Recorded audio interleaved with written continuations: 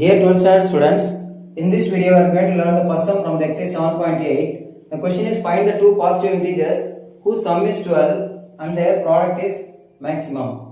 Okay, இந்த exerciseல 7.8ல எல்லா சம்லயுமே பாத்தீங்கன்னா ஏதோ ஒரு விஷயம் given கொடுத்திருப்பாங்க. That means ஏதோ ஒரு ஈக்குவேஷன் ஃப்ரேம் ஆற மாதிரி அதை வச்சு another விஷயம் வேற ஒரு விஷயத்தை வந்து நம்ம மேக்ஸிமம் இல்ல மினிமம் அத சொல்லணும். So this is the application of extrema, application of maximum minimum வச்சு நம்ம யூஸ் பண்ண போறோம் அந்த எக்ஸர்சைஸ் ஃபுல்லாவே. Okay, here the given is two positive integers உடைய sum வந்து 12 சொல்லிருக்காங்க. sumனா ஆட் பண்ணா 12. அதோட ப்ராடக்ட் மேக்ஸிமமா இருக்கணும்.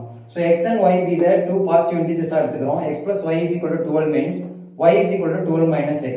எப்பவுமே ஈக்குவேஷனை y in terms of x ல மாத்திட்டு நம்ம கண்டுபிடிக்க வேண்டிய விஷயத்துக்கு நம்ம அப்ளை யூஸ் பண்ணிக்கணும். So ப்ராடக்ட் வந்து மேக்ஸிமம் சொல்லணும் இல்லையா?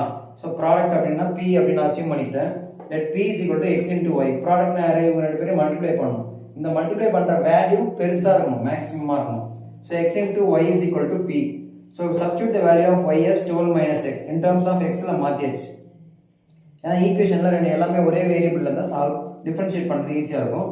So x into 12 minus x gives 12x minus x square. இப்போ டிஃபரன்ஷியேட் பண்ணுங்க. p dash of x is equal to 12 minus 2x. put p dash of x equal to 0. நம்ம maximum minimum என்ன பண்ணுவோம் அதே condition தான். Second derivative test. p dash of x is 0 னு போட்டீங்கன்னா you will get the value of x as 6. next p double dash கண்டுபிடிக்கணும். இத differentiate பண்ணுங்க again. இத டிஃபரன்ஷியேட் பண்ணீங்கன்னா 0, இத டிஃபரன்ஷியேட் பண்ணா -2. so for value of x is equal to 6. when x is equal to 6 p double dash is less than 0. so less than 0 னா என்ன சொல்லுவோம்? மேக்ஸிமம் சொல்லுவோம். greater than 0 னா மினிமம் அப்படினு சொல்லுவோம் இல்லையா? அதே கான்செப்ட் தான். so p double dash is less than 0 for any values of x. But இங்க 6 ன்னு போட்டுருக்கோம், நம்ம கொடுத்திருக்காங்க. ஏன்னா இங்க x ஏ இல்ல. நீங்க x போட்டாலும் போடாட்டாலும் இது வந்து less than தான் இருக்கும். so product is maximum when x is equal to 6, then the value of y is also 6. இது இங்க சப்ஸ்டிட்யூட் பண்ணுங்க. 12 minus 6 again 6 தான் வரப்போகுது. so அப்ப இங்க the two numbers are 6 and 6. that's all. thank you.